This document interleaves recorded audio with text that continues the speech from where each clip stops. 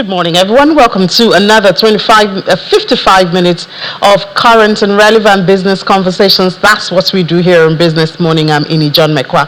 We start as usual from the global oil space. We see that price is steadied in early trade today. Investors are still assessing the outlook for the US-Iran war and the security of shipping through the Strait of Hormuz. And so we showed you what that strait looks like at this time. We have more than 300 vessels waiting to be allowed through, but no new vessel has been added in the last couple of hours, more than 24 hours, about 48 hours. I guess confidence going through that strait is actually thinning out, even though Iran and Oman are having talks about the possibility of creating some routes around there. But for this morning, we see further increase in the price of Brent, 0.98%, $92.53 a barrel. WTI is also up 0.38% to $86.16 a barrel. The UAE's decision to suspend all financial and economic transactions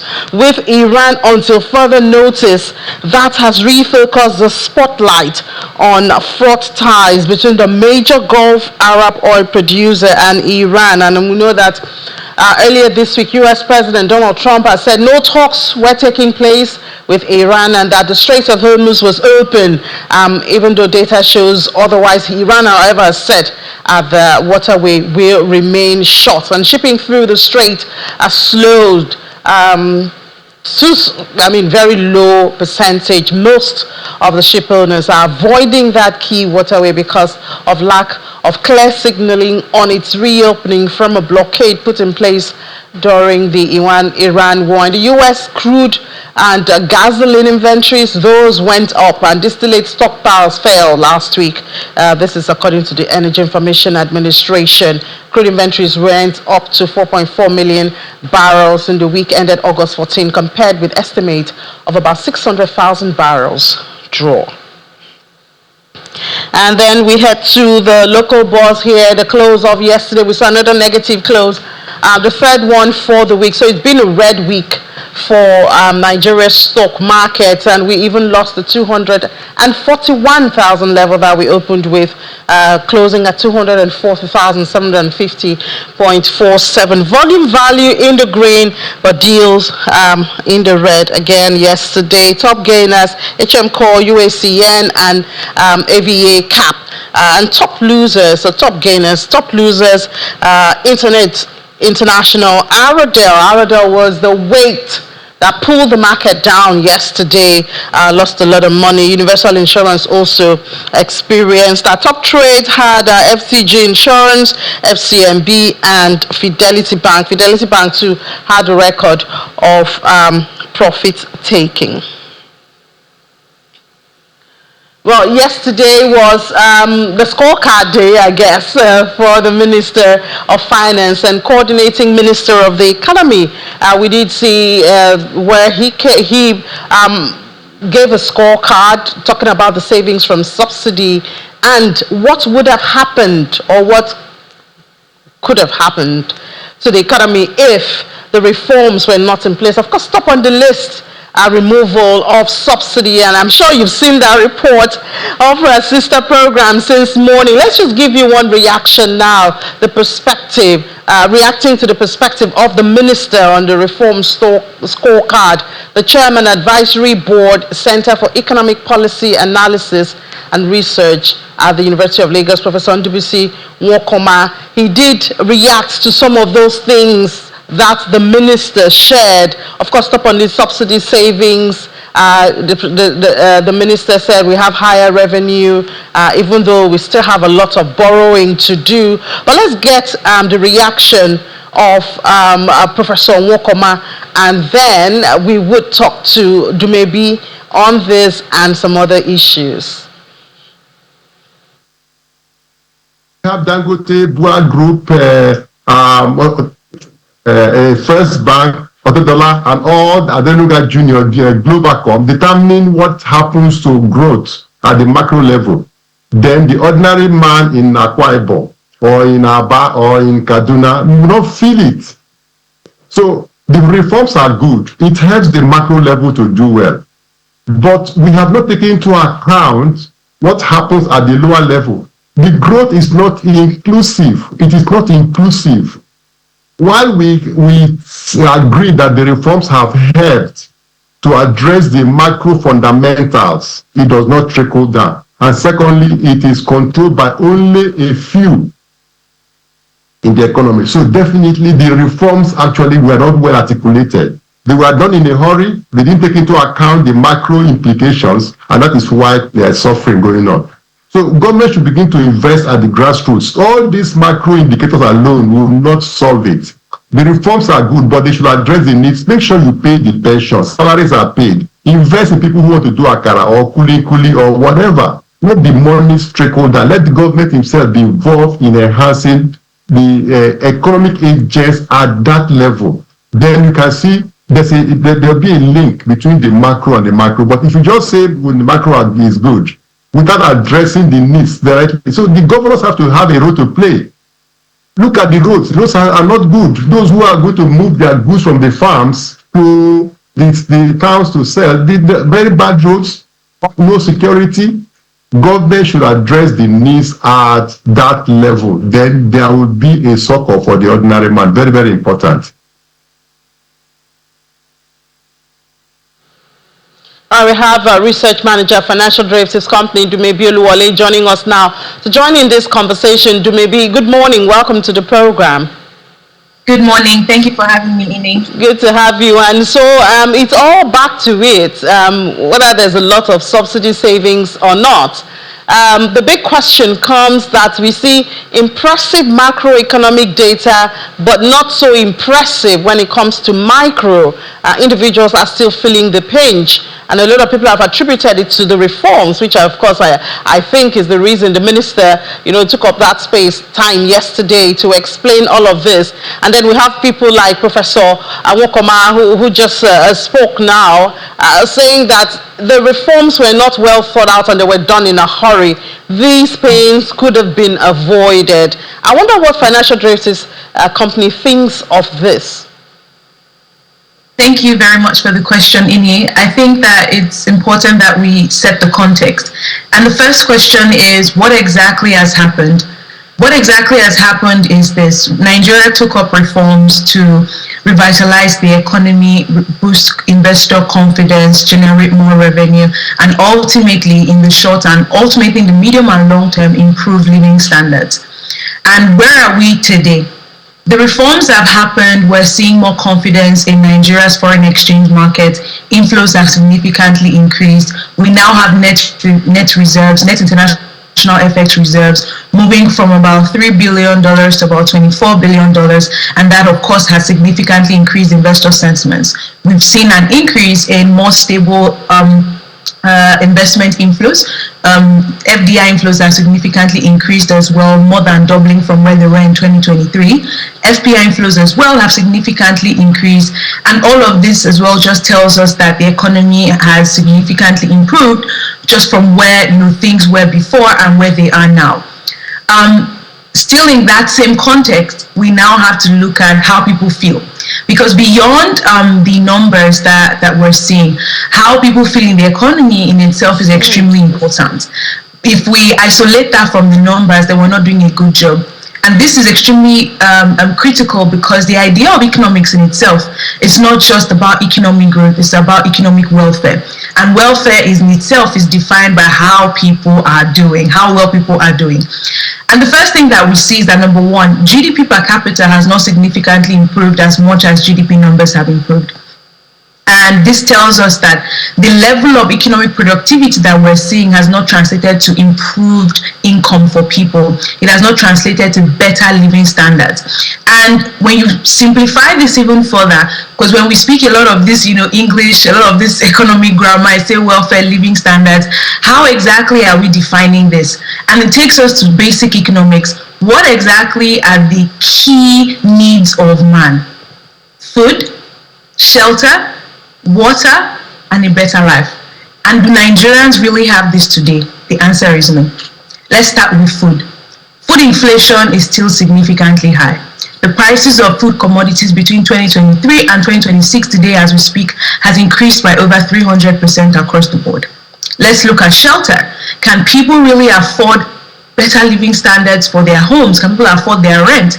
The answer really is no, because increase in their income has not materialized as much as their rents have increased. We see people's rent has increased by over 500%, over 300%, over 200%, wherever they're living. An individual's rent has increased from 8 million to 24 million.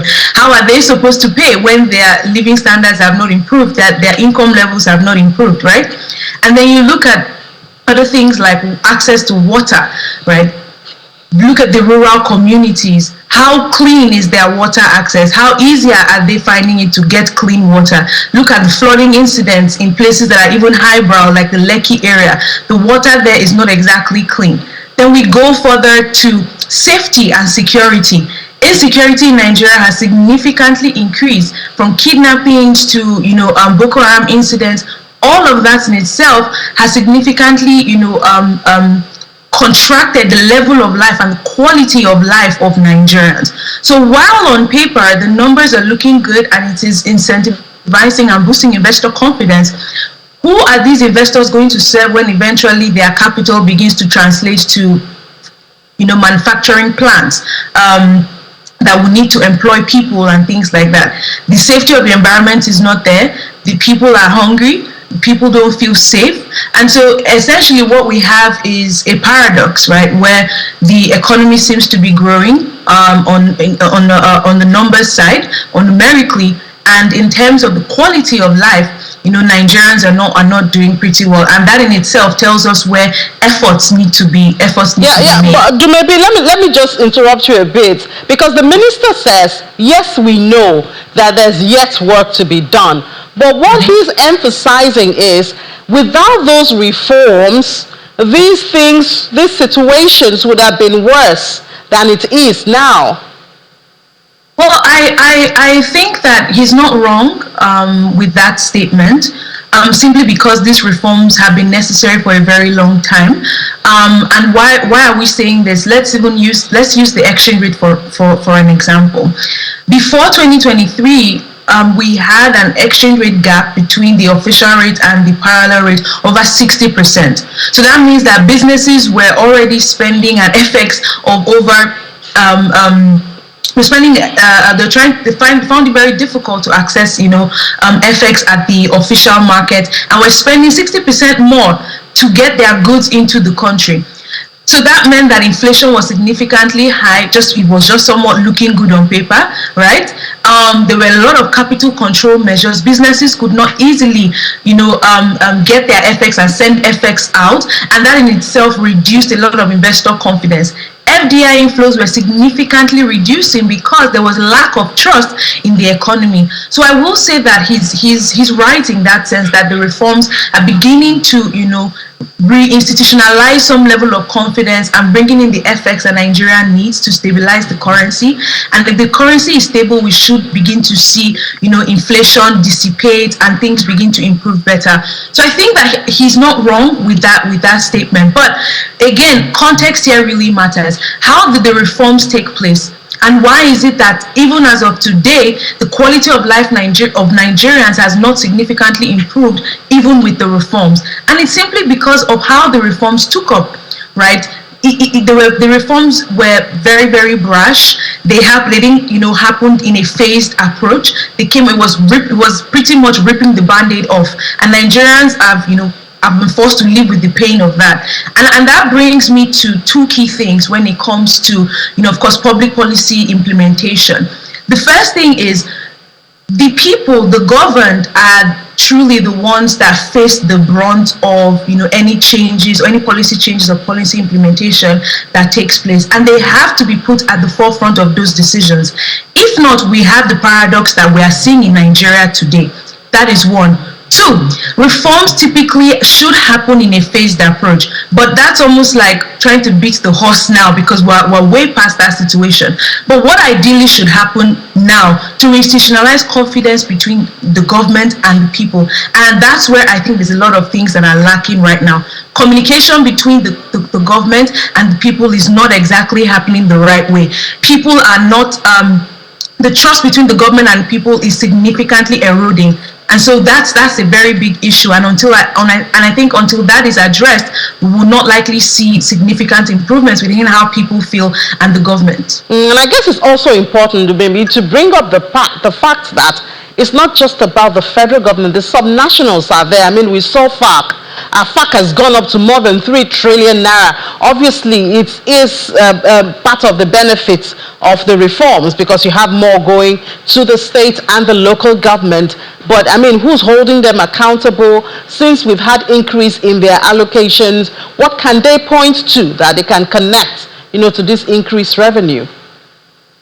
Yes, I think that the work of the subnationals is really cut out for them. I'm a huge proponent of that because we've seen this work in other developed markets and emerging markets, from China to Russia to the United States, right? We've seen all of this, policies where you see subnationals and state governments really taking up their stance to improve their revenue and their developments, to ensure that in itself now begins to translate to better lives for their own, indigenes. And I think that model is one of the things that Nigeria really needs today.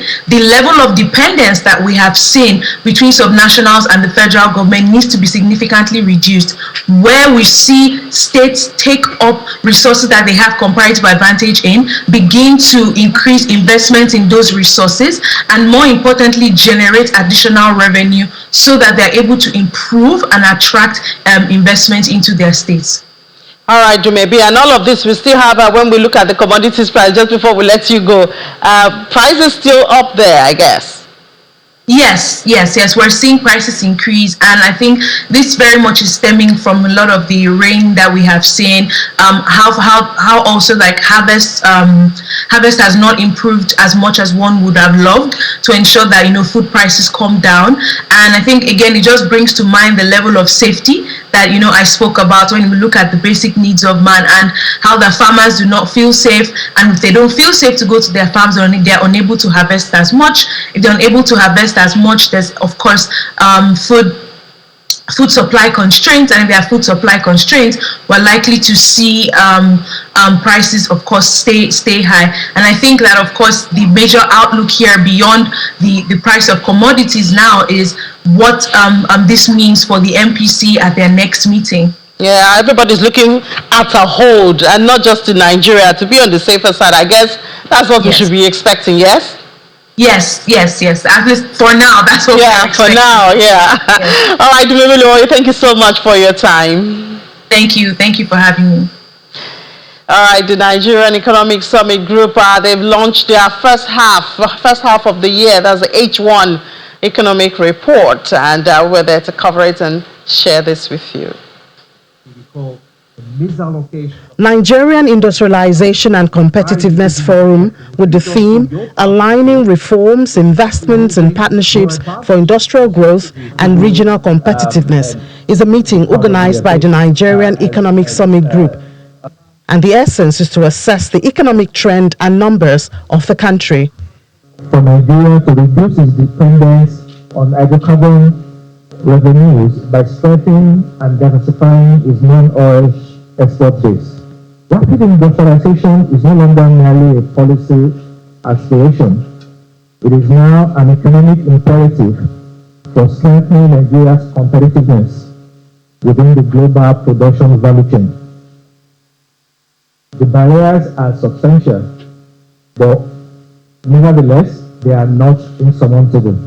The occasion is also to launch the 2026 half-year macroeconomic outlook report that's tagged Turning Potential into Progress, Accelerating Nigeria's Industrialization for Economic Transformation and Inclusion.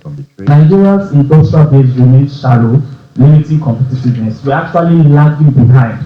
We are stabilizing the macroeconomy, but we are not deepening productive base at the same time. And then the report is launched. After the launch, the Minister of Finance and Coordinating Minister of the Economy, Mr. Taiwo Oyedele, joins virtually to share the path to industrialization which the government has chosen. We are conscious of history here. Nigeria's earlier experience with import substitution in the 1980s taught us a hard lesson. Tariff protection alone, without the complementary investments in power, logistics, skills, and financing, simply shelters firms rather than making them competitive. Where the evidence shows that a tariff adjustment is creating undue strain on legitimate trading businesses without a corresponding local alternative, we are prepared to recalibrate. Policy consistency does not mean policy rigidity. And we are leveraging regional integration. Tariffs protect at the border, but Nigeria's real price lies beyond it. And then a special fireside chat with Professor of Economics at the University of Oxford, Professor Stephen Decken, with a conversation on global models for industrial and competitiveness delivery mechanism. It will require very active role of like people in this room, of the people they know, they work for. It will require that. It will be hard work. Sometimes people say it's about consensus building. To be honest, I don't believe in consensus because there will always be someone disagreeing. It's about coalitions. The meeting agrees that rapid industrialization is no longer a policy aspiration for a country like Nigeria. It's an economic imperative for strengthening the country's competitiveness within the global production landscape. And while Nigeria is talking about industrialization and all of that, guess what? More Nigerians are joining the Dollar Millionaire Club. In the past year, we've had an increase from 7,200 to 8,100, and that indicates a 12.5% increase in the growth of Nigerians in the Dollar Millionaire Club. And it's been linked to stronger currency value, business growth, and capital market gains. While this represents significant progress in economic fortunes of the country, or of Nigerians, there's still progress to be made to return to the 15,000 millionaires recorded in 2013. That's when the country had a climax. So, how does this trickle down to the average man, whom we've been talking about since yesterday, looking at that scorecard for the reforms? We have the Chief Executive Officer and co-founder of RANK, Mr. Femi Iromini, right here in the studio. Mr. Iromini, are you one of those millionaires? Okay. You want to do Christianity now? Profess it. I'm part of it. No, I'm part. We're working towards it. We're all on the journey. Okay, but really interesting that even though we have squeeze from the geopolitical side, we've had those reforms which numbers show has driven more people into poverty here in Nigeria. In spite of that, we had more than 12% increase in the number of Nigerians that are dollar millionaires. Where are they? What sectors? How do they make their money? Maybe I missed out of that information, so I can go there too. So I think the first thing is to set things in context, right? Using the word increase, I think I'll stay more with recovery. Recovery. Yeah. Okay, because we've done higher than that before. Even beyond doing higher than that. In 2024, for instance, we lost about 1,600. Okay. 2023, we lost another 200. So it's exciting, it's really good, but we're at the face of recovery, right? Which is why when you talk about the common man, you might not see the impact, but it's progress, right? And when you think about what are the sectors, you take it down to the major driver, which is more like the currency stability. The first one you're going to see is the financial services. Then you move on to telecommunication, real estate, retail. And the interesting one, which is more like the fastest growing, is the entertainment sector, right? Now, when you look at the financial service sector, for instance, think about the bank's recapitalization. That was about 4.5 trillion in addition to the capitalization for the banks, right? And about 70% of that came from the local investors in Nigeria. So that's for the financial sector, right? So that means with bank recapitalization, there are more millionaires, there are more billionaires, right? Now, the next one you look at is more around the real estate sector, for instance. Yes, there's so much upticks at the upper end, right? But look at major declaration in the real estate sector, cement being a major contributor. Look at what HBM declared half year for their profit after tax, about 208 billion for half year alone. Then you move on to telecommunication, more spend on data and all that, and you look at MTN, for instance. The performance for half year profit after tax was about 707 billion. That's incredible. So when you look at each one of the sectors, they're more like drivers to these new dollar millionaires that we have. Now, the last one is around entertainment, right? When you look at the entertainment sector, major drivers are more like the creators economy, right?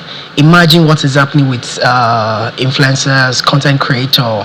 It's more like the new money, and it's exciting that is one of the fastest growing sector when it comes to the growth, basically. So are you saying that this new entrants into the Dollar Millionaire Club are not the same individuals who were dropped off in 2024, 2023 and all? It's a blend of both, right? Because when you look at 2023, 2024, there's more like a shift in what sectors are actually driving this billionaire. Now, looking at all the sectors that has been listed, they are non-oil sectors primarily. And in a way, the new addition, the new entrant, which is entertainment, is quite new, and there's a lot of potential to it. So empirically, if we're going to drill down into the data, it's going to be a mix of the ones that were dropped and then the new ones, basically. And I believe that fintech is contributing a lot here. Fintech growth, that's also bringing on board. Yeah, to a good extent. The numbers are astronomical, but more policies can actually drive that, such that fintech can actually have more participation when it comes to the capital market in Nigeria. That can drive more liquidity to the fintech operators, basically, and even the customers that we're serving, because I participate in the fintech sector as well. So you're trying to say that an individual can become a millionaire in dollars if you invest in the markets, or is there another form of investment you're talking about? Because I know you talked about the financial services sector, the telecommunications, fintech, and entertainment. So for individuals listening now, they say, okay, let me head to the market. This can put me up onto the extent I can get to the club. Or are there other? Is it equity or how? So now the sectors that I've listed out are more like drivers, right? But when it comes to the retail investors' participation or transitioning into being a millionaire in dollars, yes, people often jump on overnight, let it just happen. But I believe that there can be more of a growth pattern to it, right? Primarily, the capital markets is a major driver to being able to move a lot of people out of poverty into stability. And the reason for that is you're buying into companies that are driving the economy. You're buying into government bonds that are being used to develop infrastructure. And when you look at that, in terms of progression, let's even talk about the financial inclusion or economic inclusion. First level is people have accounts, they can do transaction now. Then the next phase is they're able to save. Now, when you look at Nigeria, yes, about 40% Nigerians save today. But savings cannot necessarily translate to you being wealthy. Is a step, right? Being able to move from just people saving, transacting alone, to now being able to participate in the capital market goes a long way to broaden their chances of being wealthy, because you're expanding your asset classes. You're expanding your asset classes across equities, across bonds, and these are more like medium to low risk asset classes that are stable. Yes, it takes time and they compound, but there's a major part when they can give you a multiplying effect. When people participate more, they have access to the right information. So yes, it's very important, which is one of the things we're doing at Rank, such that we're not just keeping people at, okay, you're saving alone. We're giving them the leverage that the so-called new millionaires has, which is in terms of being able to have access to opportunities, but not just that, being able to tokenize opportunities that used to have a benchmark in terms of the entry points. Take for example, often people think capital markets, you need to have up to 10 million, 100 million. But with the model we've designed, is such that you can tokenize this such that 10 friends, 20 friends can come together and contribute the same amount and have the same leverage that has always been limited to the 1% of the 1%. Because while on the one hand we celebrate more Nigerians re-entering the club, on the other hand, doesn't it say that the disparity between the rich and the poor is getting wider when we talk about equitable distribution of wealth in Nigeria? Yes, it's getting wider. Now there's a... And the middle class is getting lost. Okay, we'll go down a very deep rabbit hole if we have to do that. We're going to spend like 10 minutes, about 10 hours on that, because in reality, the wealth inequality gap is broadening, right? But to be able to achieve, let's not say equality, let's say being able to move more people from poverty to stability, expanding our middle class, it means that we need to provide more access to the retail, to the mass market when it comes to capital market, basically. Because looking at most of the millionaires, dollar millionaires we're talking about, the major driver to their wealth is mostly capital market, right? And when you look at that, that means we need to get more retail investors to participate. Think about it today. Retail investors only contribute about 26% to the whole capital market. That's just about 53 million people that actually trade in the market, right? And when you look at that, we have a population of over 200 million people. Now, drill down a little bit further in terms of comparison. We have about $8,200 billionaires today compared to a population of 200 million people. Compared to that to Egypt, that's about 15,000 and a population of 120,000 people. It means that we need to create more access for the middle class and the mass market to be able to participate, to move beyond just transactions alone, to participate more in the capital market. There has to be a lot more when it comes to education. Market, what does it mean? What does it mean to invest in stock? What does it mean to invest in mutual funds? How does it change? And there's a myth around capital, around the stock market, based on a lot of things that happen, like previous years, say 2028, 2013, 2020 or thereabout. There's a new generation, and the new generation needs to wake up to that awareness that capital markets is good, but it has to come with real education and real engagement, basically. And especially because you have warned us that saving cannot take us to this club.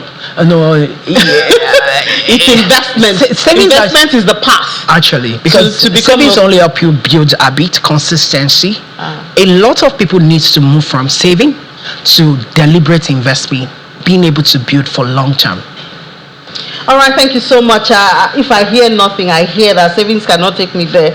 It is investment, so I have to look for very credible investment platforms to use, and you say the capital market is one of those. Thank you so much, Chief Executive Officer and co-founder of Rank, Mr. Femi Iromini. Thank you for your time. Thank you very much. All right. And now the Minister of Power, he's been really busy in the last couple of days. He's done 4 commissioning of transformer projects across different parts of Lagos State. And he says this is to boost transmission capacity in the commercial capital of the country. The Minister of Power, Engineer Joseph Olasukomi Tegbe, has been touring, and he has done a total of 133 kVA power transmission and 330 kV power transmission project installed in different stop stations in the country. He started with Alausa in Ikeja area. In Alausa, he commissioned a 100 MVA power transformer at the substation, and speaking there, the minister said that interventions represent more than installation of new equipment, but instead they represent targeted investment in capacity for businesses to grow, capacity for industries to produce, and capacity for communities to prosper.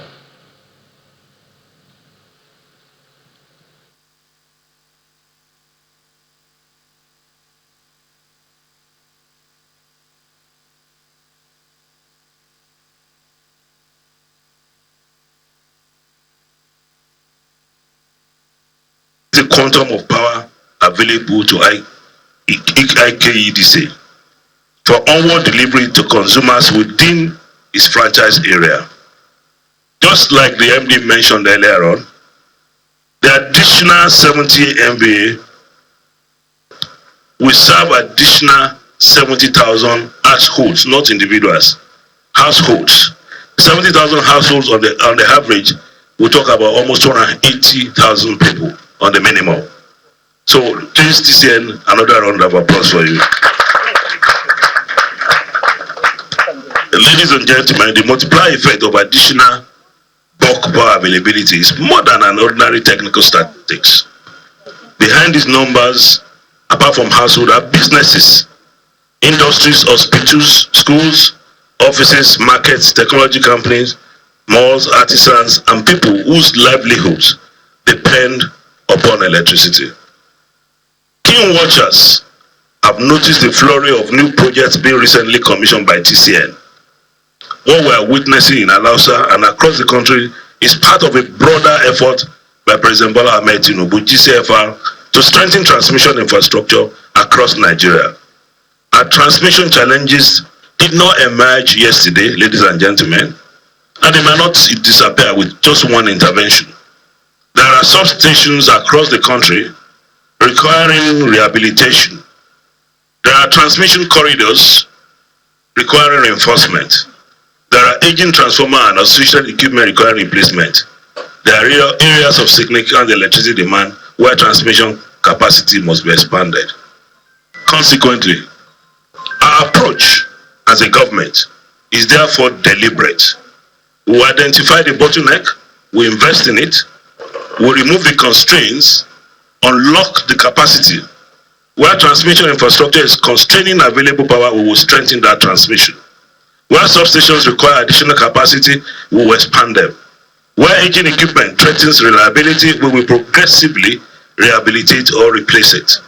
And where growing industrial and commercial corridors require stronger electricity infrastructure, we will prioritize our investment that can unlock economic activity in that area, ladies and gentlemen.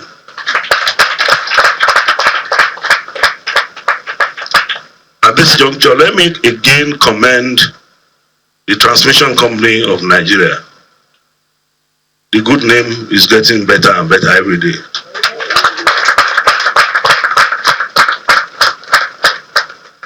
People say I brought, miracle hand. But I said I can't do it alone. I'm doing it with the family of TCN.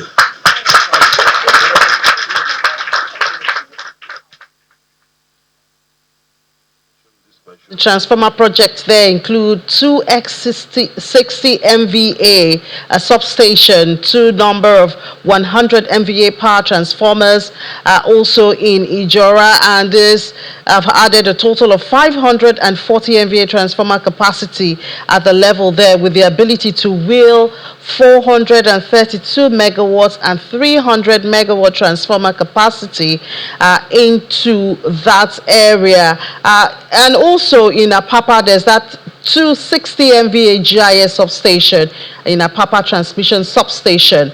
And outside Apapa, there also the minister commissioned some other projects in Lekki area as well as Ijora.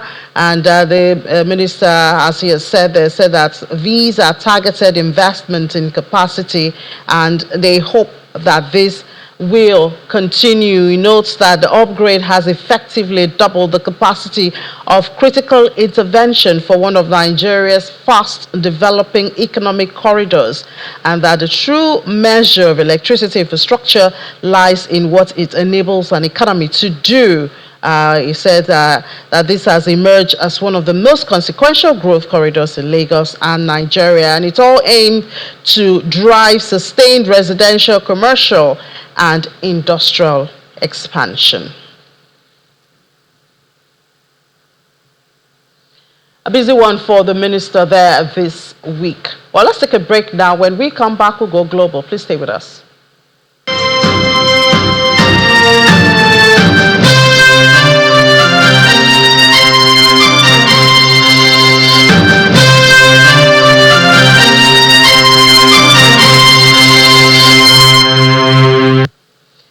Welcome back. It's still Business Morning on Channels Television. We go global now. We start from the United Kingdom, where a London bureau chief, Juliana Olayinka, joins us now. Juliana, good morning. Welcome to the program. I don't know how worried the UK is following the threats from Russia. You know how UK helped Ukraine and all of that. Is this a very big concern for the country at this time? Good morning, Annie. I think any sort of threat from Moscow is always going to be ominous, particularly because the war has been going on for so long. But there is some context here. Now, there have been some long-fired missiles that have targeted the inner depths of Russia over the weekend and into Monday. And then late Monday afternoon, there was a statement released by Moscow representatives here in the UK, basically from the embassy, issuing a warning to Britain and to Prime Minister Andy Burnham, saying that effectively Britain has now entered the war because there are suggestions that perhaps some of those missiles that were shot into Russia by Ukraine were provided by Britain. Now, we did get a response from Andy Burnham, the Prime Minister, on Tuesday, which is the statement that you read out, Inni, basically saying that Britain stands with Ukraine 100%. The Prime Minister failed to deny the fact that perhaps these drones that had entered Russia were supplied by Britain. But then again, there is more wider context. Of course, we know that Zelensky was the first foreign leader to greet Prime Minister Burnham on British shores since becoming leader of the Labour Party. And during that discussion, there were reports that Britain would be providing Ukraine with 150,000 drones before the end of 2026. And of course, it's drones that Moscow are complaining about. So I don't think there is an absolute fear of palpitation amongst Brits, but there is an overarching fear all the time. You know, I think there are always going to be threats of sabotage, threats of, intimidation by Russia, and this is clearly where we are at the moment. And the Green Party of England, they're calling for a 38% windfall tax on profits of big banks to support small and medium-sized businesses. Well, this sounds attractive, and we've been talking of windfall tax sometimes on the oil company and all of that, but is this being taken really seriously? Yeah, I think it is being taken quite seriously. I think that the issue that the Green Party may have is whether or not it could be as high as 38%. But I think any time that you see big corporations, institutions earning at a period of the population suffering, I think well-meaning observers would ask for them to pay their fair share, which is what the Green Party are asking Britain's biggest banks to do. So underneath that bracket, you've got HSBC, Barclays, Lloyds, NatWest, and really it's about their extraordinary profits they reported in the first half of this year, which have gone way above £29.2 billion. If you compare that figure to what they reported this time last year, I believe it's more than 50% higher. And one of the reasons why British banks are doing so well at the moment is because we're going through an extended period of high interest rates. So at a time where banks are saving and earning profits, there are businesses in the UK and those with mortgages who are suffering. So the Green Party are asking them to pay their fair share, and I believe they want this pot to be allocated to SMEs. Now, I believe there are reportedly about 5.5 million small to medium-sized enterprises in the UK, which represents about 99% of the business population. So we're not talking about this money going to a few. It's basically going to affect and improve the livelihood of every household in the UK. The caveat, of course, is whether or not a 38% charge is realistic, particularly because, of course, it's the banks that the SMEs have to go to ask for this credit. But it's definitely sparked a very interesting conversation here. Yeah, because I guess when you talk about 38%, you also have to consider that the banks will also still pay dividends, and they still have their operating costs and all of that. So I guess the conversation will be around the percentage of it. And then there's the story about taxpayers to fund clear up of illegal dumps. And this sounds like a punishment or something. Yeah, this is a story that's growing legs across the north of England. It's about the fact that what we have been seeing is more and more people dumping their garbage illegally across particular areas in the north. The Environment Agency is becoming increasingly concerned about tons of pretty hazardous waste. So we're not just talking about household waste. Household waste is being mixed with domestic waste that could actually be quite hazardous. And that's a huge concern for the Prime Minister and environment agencies. I'm not sure if you actually saw this story, but in the summer last year, there were really, really disgusting scenes on the streets of Birmingham with bins really being dumped high. And so the concern here is that perhaps illegal criminal gangs are fronting as professional businesses, telling people that you can pay for them to dump their refuse, but alas, these people are obviously illegal and they're dumping them in public places that the government believe people in the local areas should come together to fund the release, or shall I say, the proper placement of this rubbish so that people can stay healthy. Of course, taxpayers are not happy that they are having to chip in. However, I think a spokesperson for the British government says it's much better for taxpayers to pay for this than there to become a national health crisis. Yeah, and I'm sure, people will start looking out for each other or looking at what others are doing if their money is being affected. Sounds like what we're dealing with here in Lagos State, Juliana, but thank you so much for the update. Thanks, From the UK, we go to the United States. It's not a good news there. United States national debt has surpassed $40 trillion. And this is happening for the very first time. Marks a new record for federal borrowing.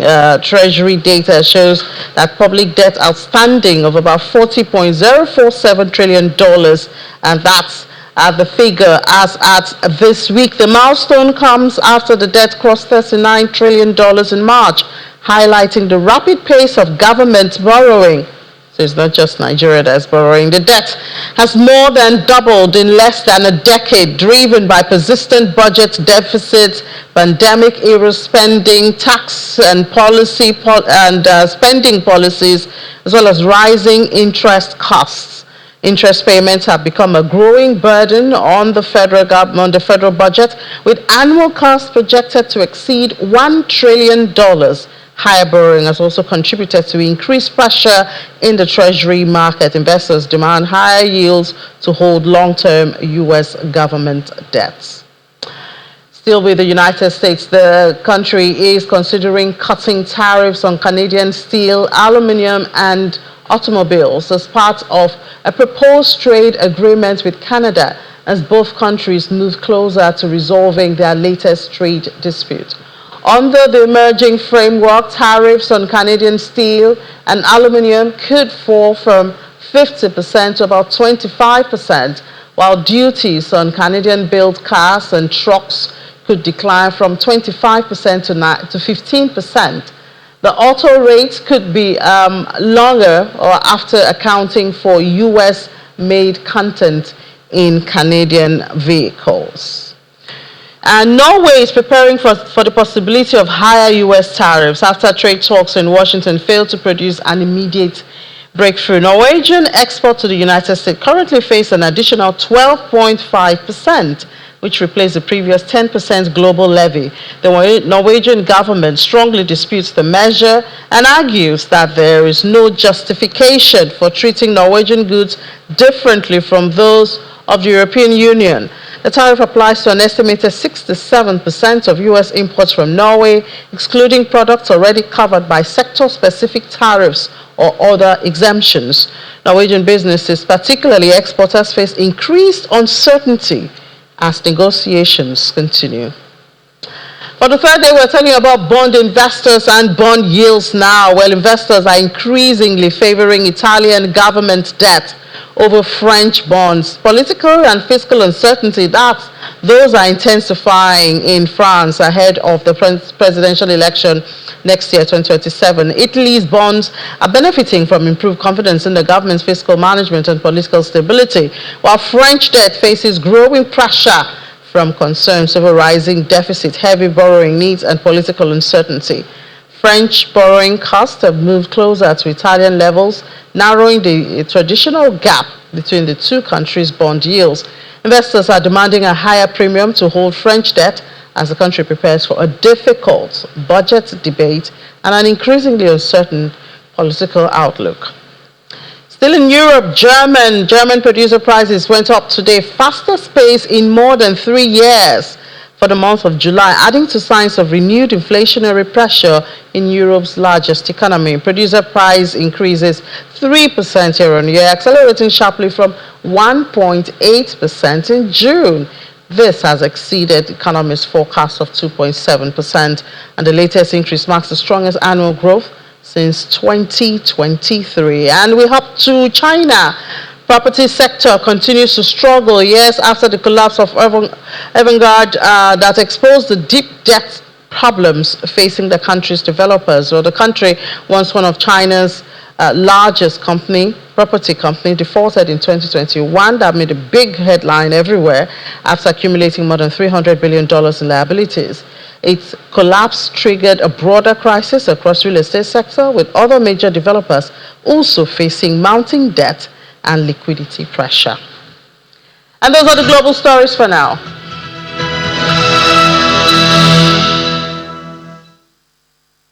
Before we leave the studio, let's see what's happening in the local bourse here in Nigeria. We're still in the red, a fourth day running.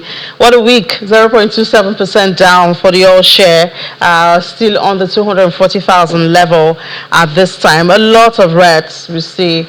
Fortis Global is in down, Coronation Insurance, Lasaco Assurance, Link Assure, First Whole Co, Presco, Total Nigeria, Okomu Oil. Can we get a bit of a break? We'll see if we have a break at the third day when I'll be back for Business Incorporated. Thank you so much and enjoy the rest of your day. I'll see you at 1:30.